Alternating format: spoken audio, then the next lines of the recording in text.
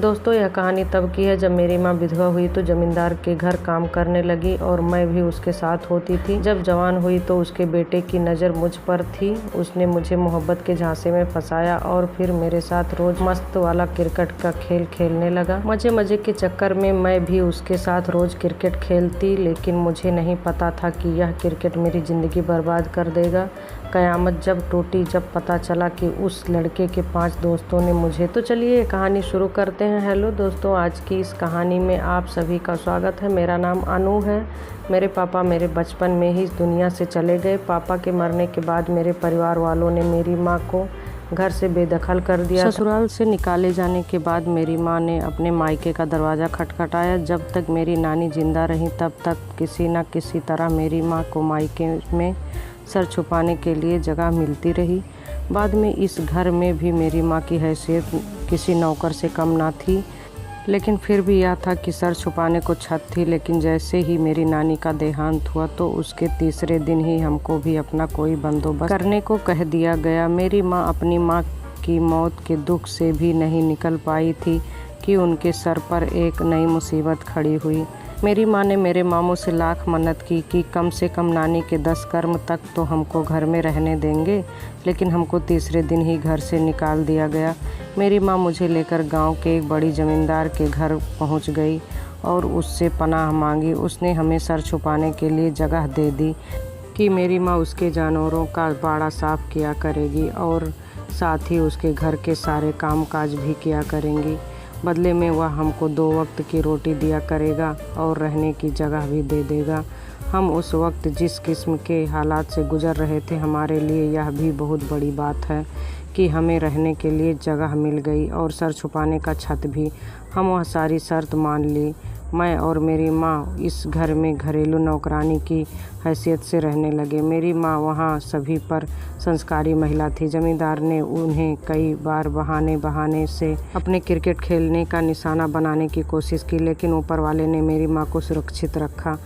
हम लोगों को हवेली में सुबह 8 बजे के बाद दाखिल होना होता था, क्योंकि उससे पहले घर के सारे लोग सो रहे होते थे। मेरी माँ थी कि सुबह 4 बजे उठ जाती थी।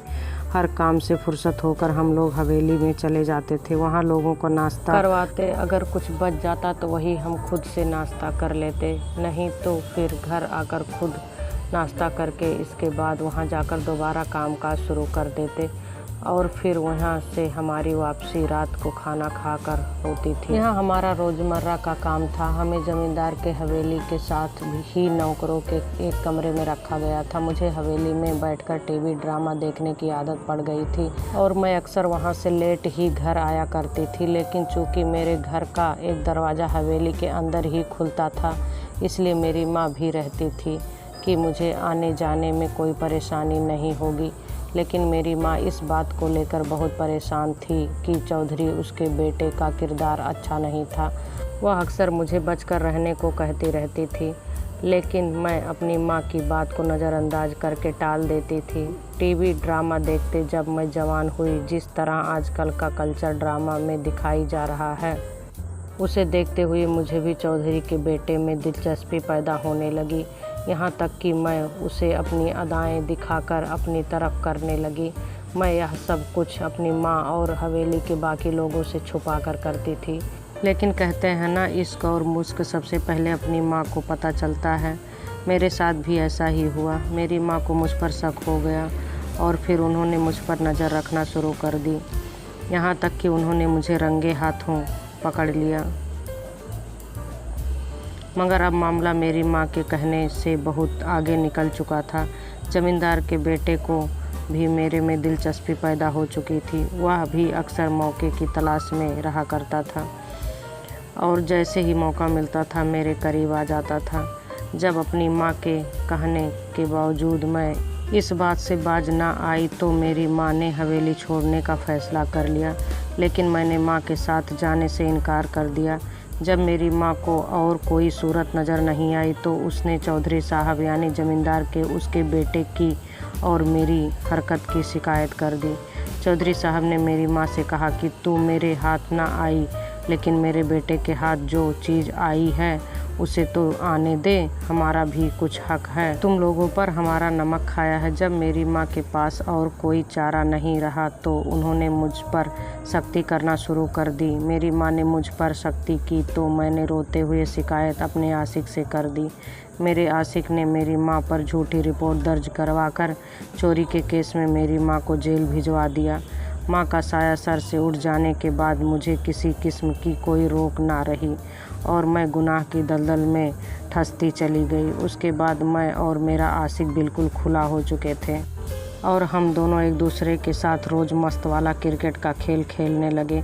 यहाँ तक कि मैंने मोहब्बत के लालच में आकर एक नाजायज़ बच्चे को भी जन्म दे दिया, मगर उसके बावजूद मेरे सर से मोहब्बत का भूत ना उतरा और मैं इस गुनाह के खेल को खेलती रही।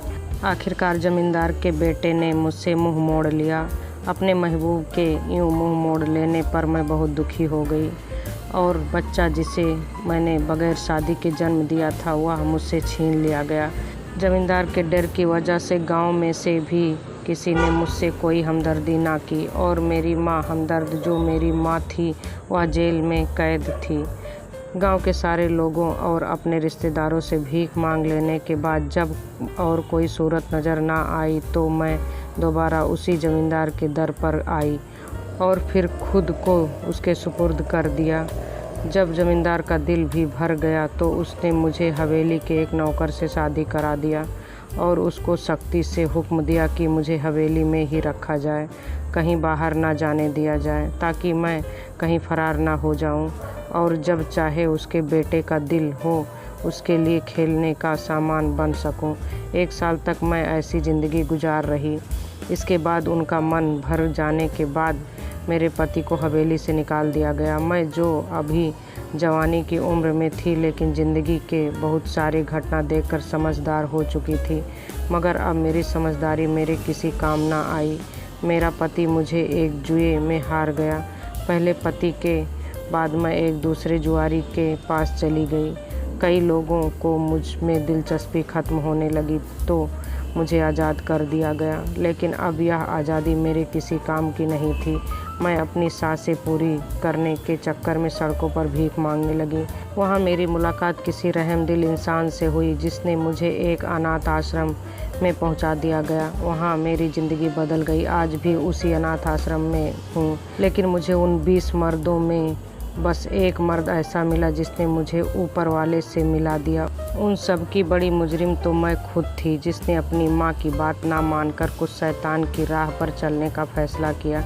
मैंने इस चीज़ की सज़ा पा ली है और अभी पता नहीं और कितने सज़ा पाना बाकी है, क्योंकि मेरी माँ 1 साल तक बेकसूर जेल में कैद रही। मुझे भी तकरीबन कैद जैसी ज़िंदगी गुजारनी है और फिर यहीं भगवान के पास चले जाना है। इसलिए बेहतर है कि इंसान गुनाह की राह पर ना चले। तो दोस्तों, यह कहानी कैसी लगी कमेंट करके ज़रूर बताइए। वीडियो अच्छी लगी तो लाइक करके चैनल को सब्सक्राइब करें। मिलते हैं अगली वीडियो में, तब तक के लिए लव यू, टेक केयर।